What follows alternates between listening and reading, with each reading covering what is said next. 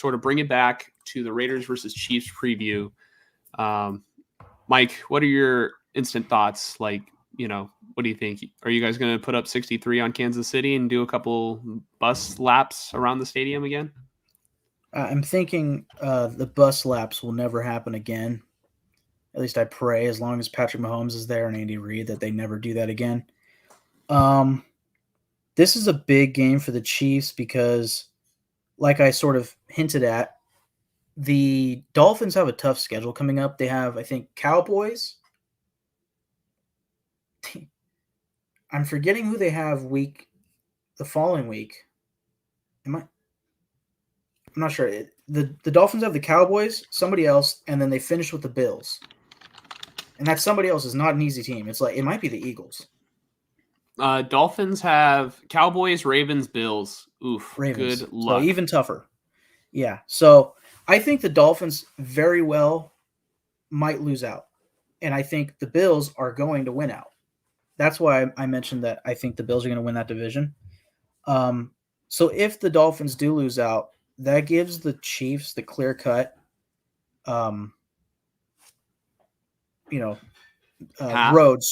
path straight to the 2 seed.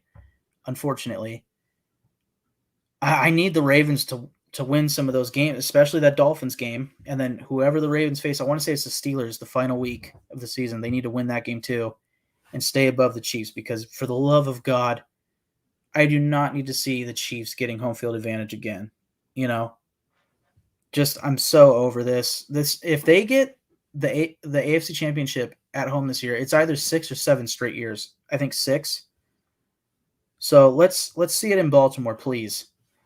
With that being said, at Kansas City, Christmas morning, 10 a.m. Can the Raiders get a Christmas miracle? What do you think? I don't see a Christmas miracle, Mike. I'm sorry. Antonio Pierce, he just steamrolled the Chargers, but the Chiefs are not the Chargers. Easton Stick, I'm sorry, is not going to be playing in this game.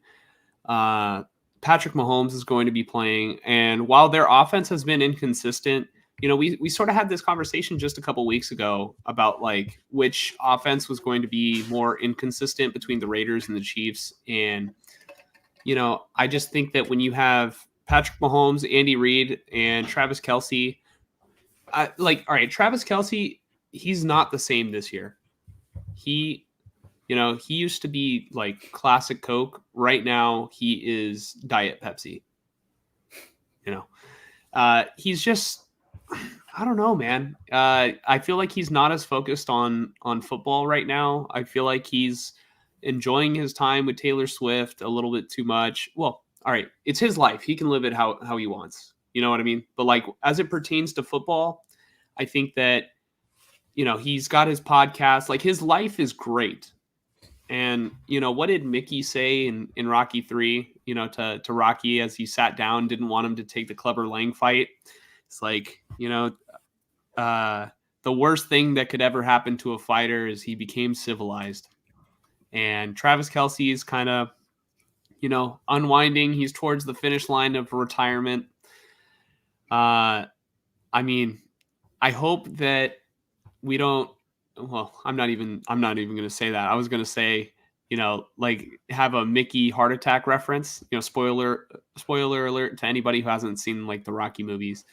I don't even know where I'm going with this at this point, but I see Mahomes and the Chiefs, beating the Raiders. I don't know. The Raiders offense is going to be better than it was, against the Vikings, against, who did they just play before the Vikings?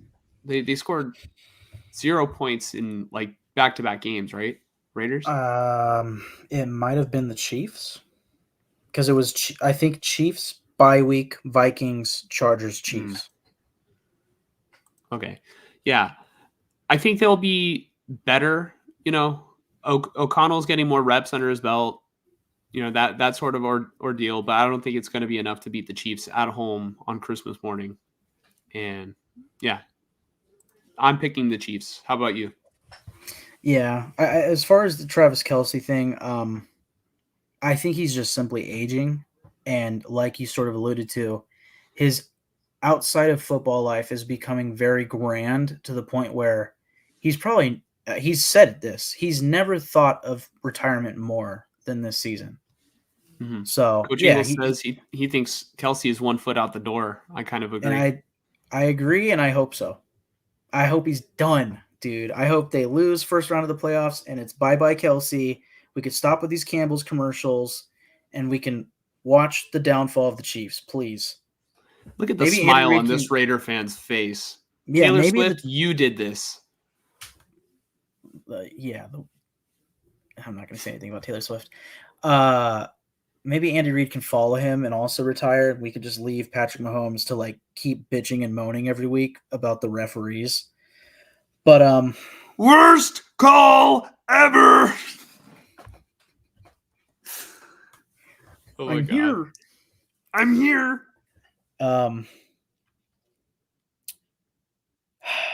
I said last week, after the Vikings game. No.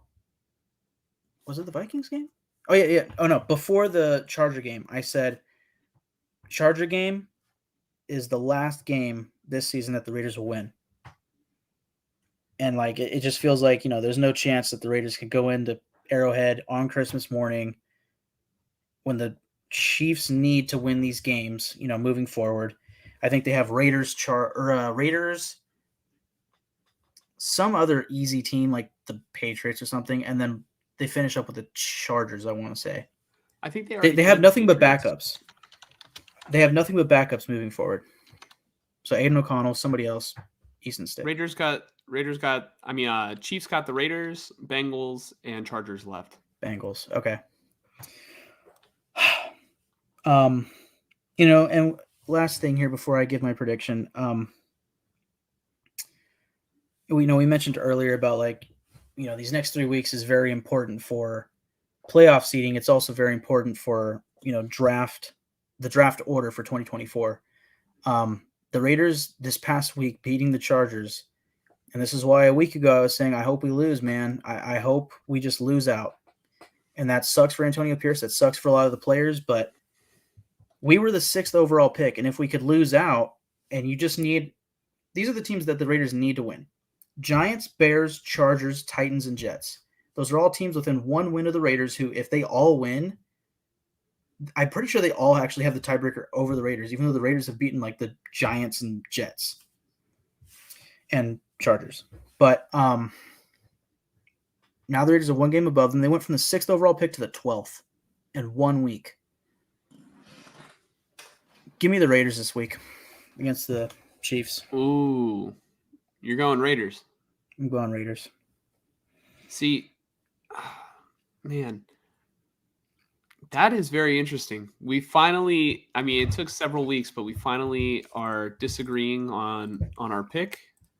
I just think that the Chiefs have way too much to play for. And yes, Antonio Pierce is playing for his head coaching career right now. Like this is it. Yeah. I don't see the Chiefs fumbling this one, man. So I'm actually going to change this. And aren't I on the right? Yeah, my bad. I am going to actually change this. Although I am betting, like I want to say the Raiders are going to win. I want to say Raiders if Josh Jacobs plays.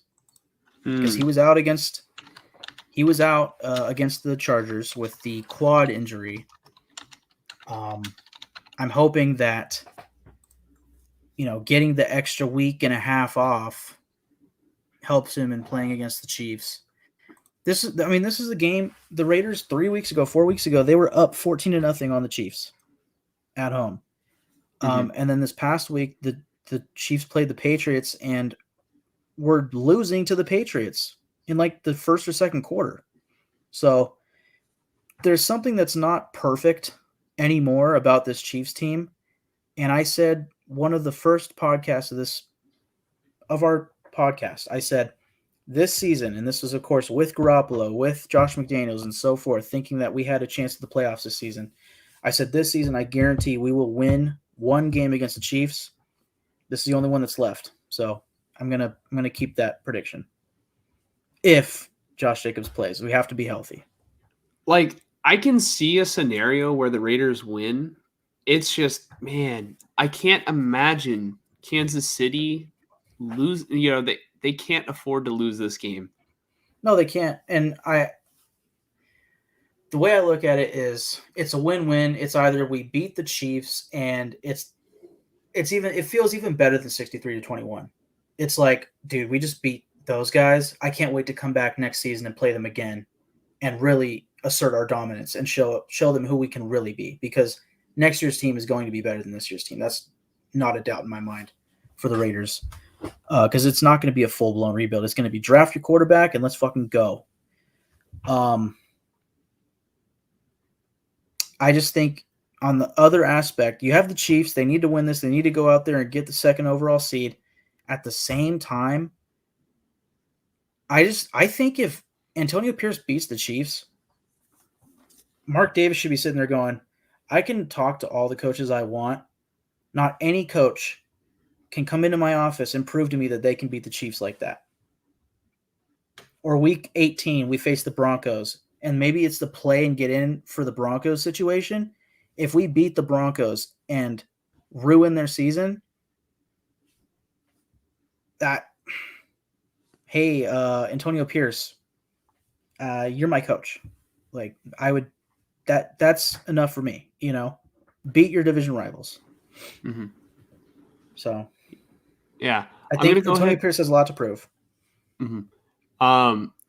I am going to put this comment on the screen. I just heard the doorbell. I'm going to be back in 1 minute. I'm just going to see what's going on. But just go ahead and talk about the quarterbacks in this draft and how moving further away from that top pick hurts. I'll be right back. Yeah, for sure.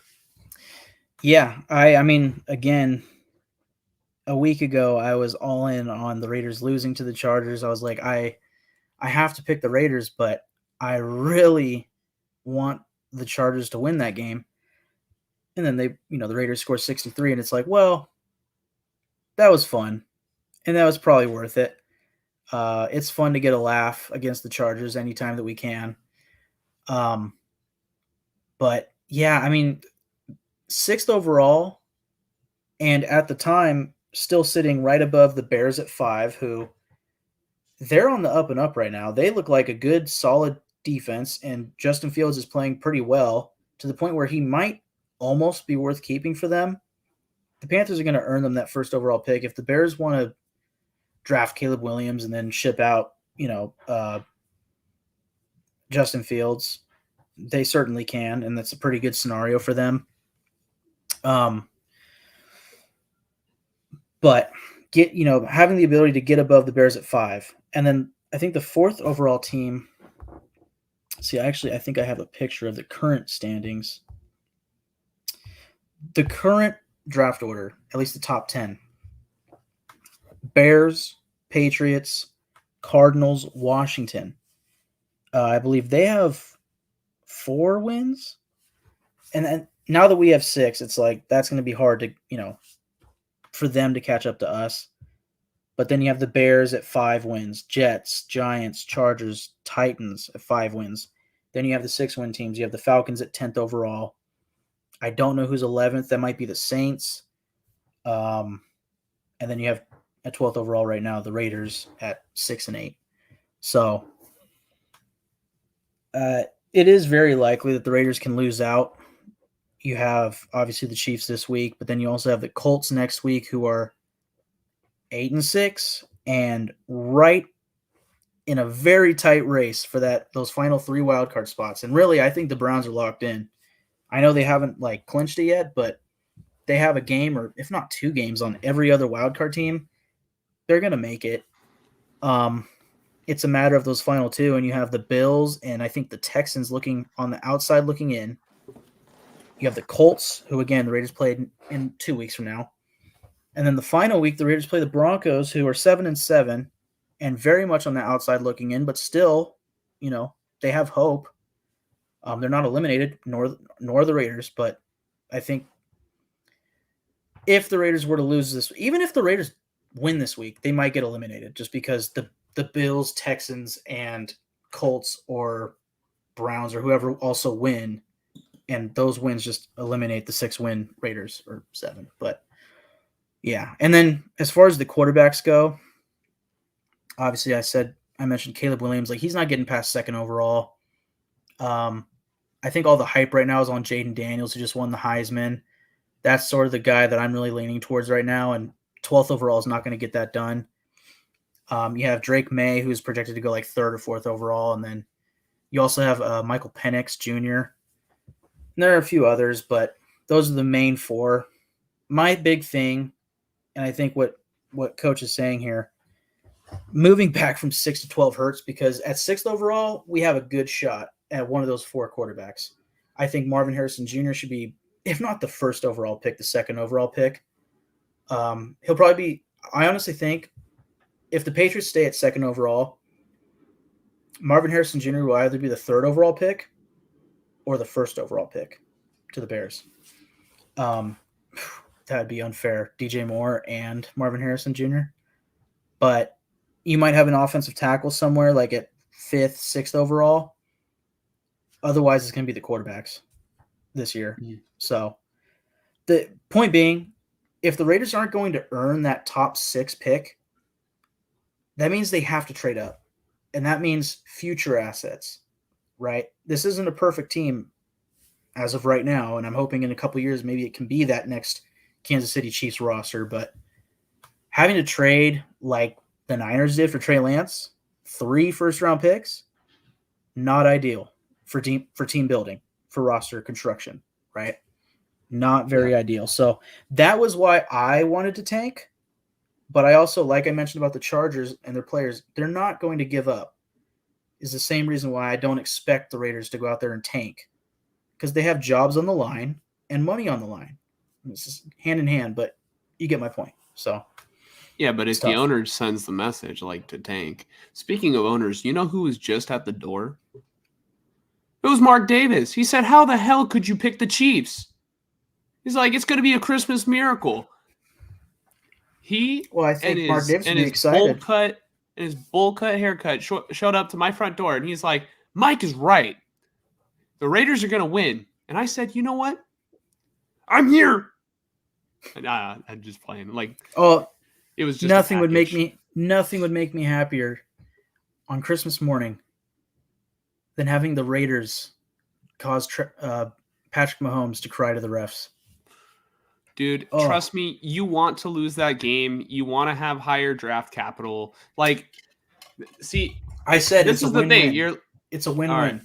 It's a win-win because, like, all right, you might feel good about like the smug look, like, yeah, take that, Chiefs. Oh, you guys aren't gonna, get home field advantage. This, that, and the other. But it's like the Raiders always do this. They do stupid shit and win games that, like, they should absolutely, like, all right, what are you playing for? You're playing to, like, not get a quarterback, and it happens every time.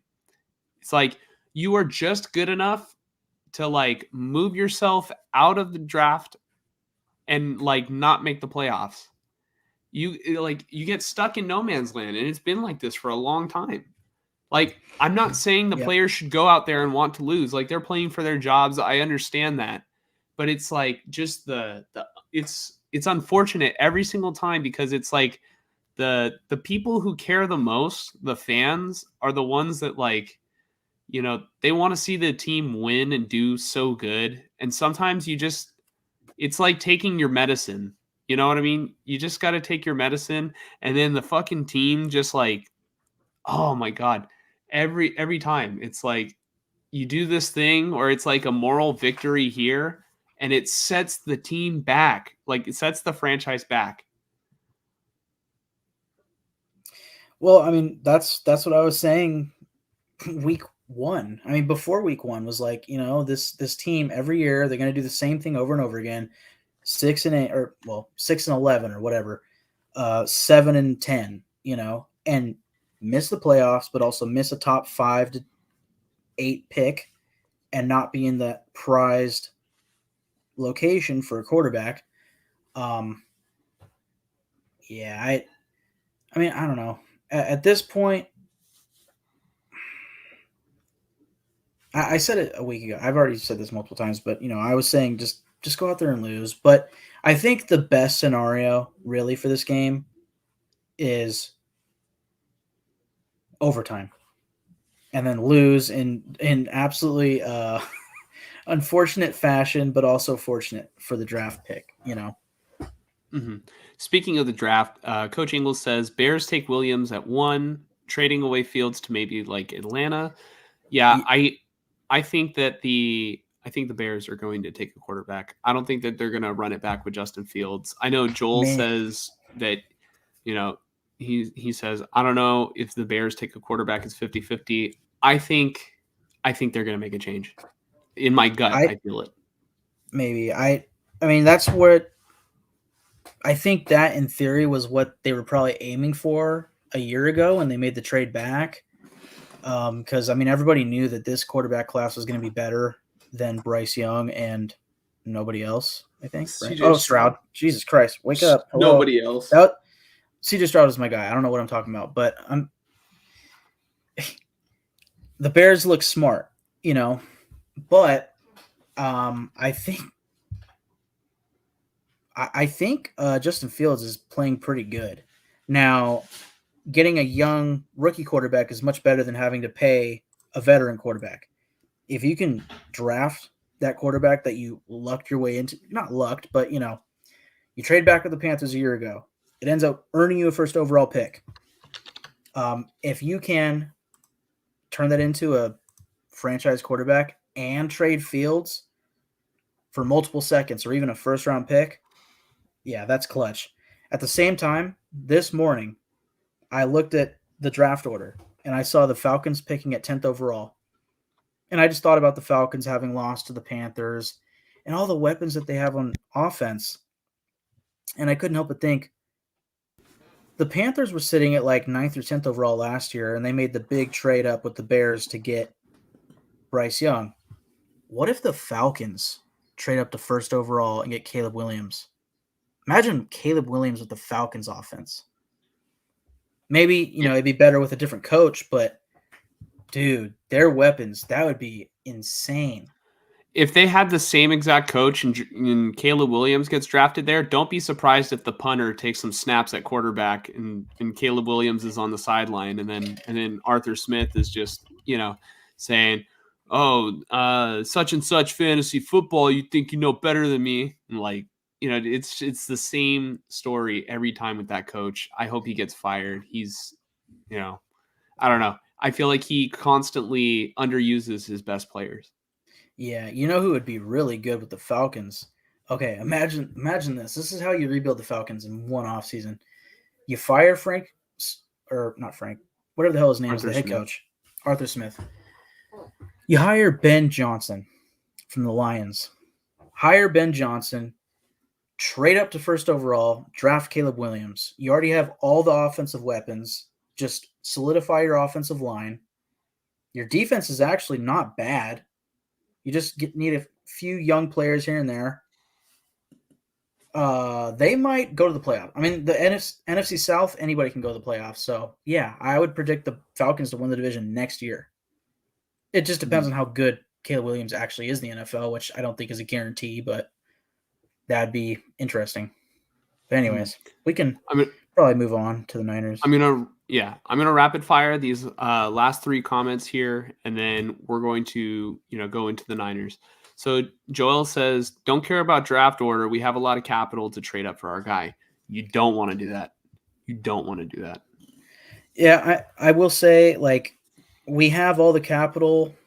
We don't have any draft picks from the future that we have traded away. So yes, we have all the capital to do it, but also when you are forced to trade up for your guy, you suddenly don't have the capital after you do so. And the way I look at it is opportunity cost. If we could just take our medicine, like Josh said, lose out, which would have started with the Charger game, lose out, earn the 4th overall pick. We can take Jaden Daniels or Drake May or whoever our guy is, other than Caleb Williams. with no future capital spent. We still have our second round pick, our third round pick, our future first, second, and third round picks, right? You can draft a defensive tackle. You can draft another running back. You can draft another wide receiver, offensive guard, offensive tackle. When you have to trade up, like the Niners did for Trey Lance, you can't do that. The Niners, fortunately for them, were built to win playoff games in the very same moment that they traded up for Trey Lance. The Raiders are not quite built for that yet. They have stars, but they're not built to go out there and win playoff games. Could they? Maybe, but they're not going to go out there and have a playoff game at home. It's not going to be consistent. So Joel says, I just feel like it's who I draft, not where you draft. For example, the Clelin Ferrell draft. This is true. It's about picking the right guy with your pick. But at the same time, if you're already higher up, it costs way less to move up 2 spots as opposed to 10. 10 spots cost you several first-round picks. 2 spots might cost you a second-round pick next year. And it's not only the cost of what you're trading, which when you're going up for your guy and you're going up from 13, 14 to 4th overall, you're going to give up a shit ton of picks, okay? But also, let's say Clelin Ferrell, right? It's a matter of who's available. And for some dumb reason, the Raiders decided we're going to go by need instead of by who's best available. Mayock has since said in interviews that Clelin Ferrell was his guy because it was the need that they had. They planned to go with Clelin Ferrell first. They wanted to trade back, but guess what? Nobody came calling. So they had to pick him at 4th overall. Who was picked right before him? Kyler Murray, Nick Bosa, Quinnen Williams. By the way, Quinnen Williams, one of the best defensive tackles in football. Okay? Right after Clelin Ferrell, Ed Oliver, still starting for the Buffalo Bills to this day. Very good defensive tackle. We still have an issue at defensive tackle. Why not just take the to me, it's like, okay, we can be picking at 12th overall, 13th, 14th. Quarterback is not going to last to that pick, so you have to trade up. Quarterback is the premium, so when you trade up to 4th overall, you have to give up the premium. It's not ideal. It's really not. I understand what you're saying. Yes. I don't see it with O'Connell. Could he start next season if we're desperate? Sure. I think O'Connell is the perfect backup quarterback.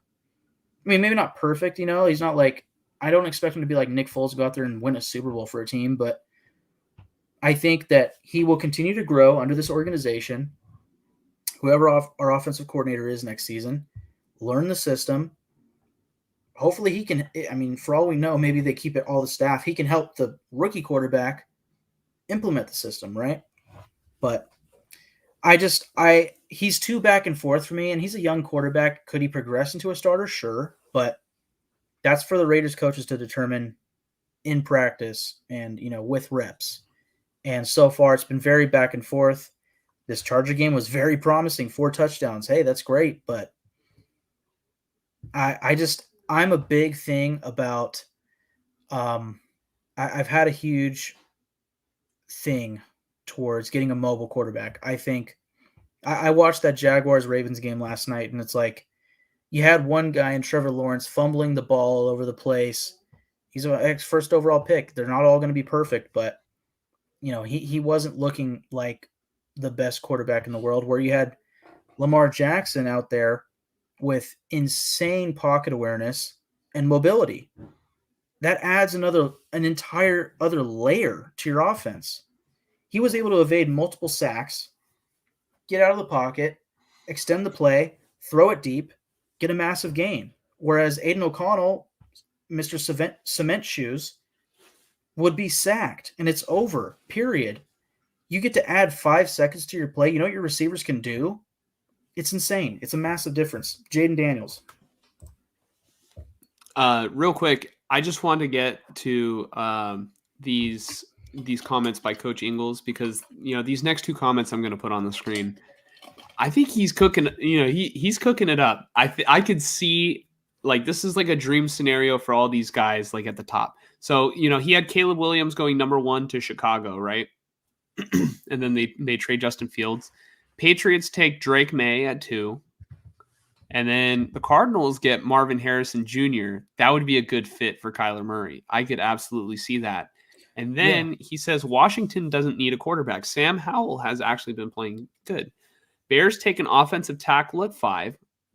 I could see that. Or, if Marvin Harrison Jr. doesn't go to the Cardinals, I could see where they pair him up in Chicago with, their brand new quarterback.